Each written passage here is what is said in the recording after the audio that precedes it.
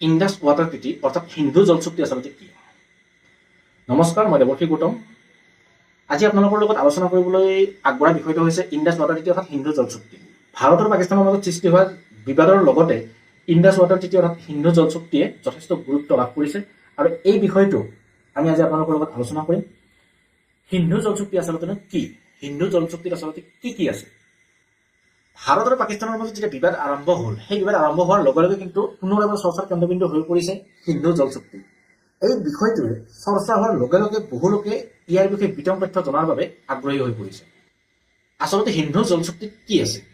কিয় স্বাক্ষৰ কৰা হৈছিল এই চুক্তিখন? কোনে স্বাক্ষৰ কৰিছিল এই বহুচৰ্চিত চুক্তিখনত?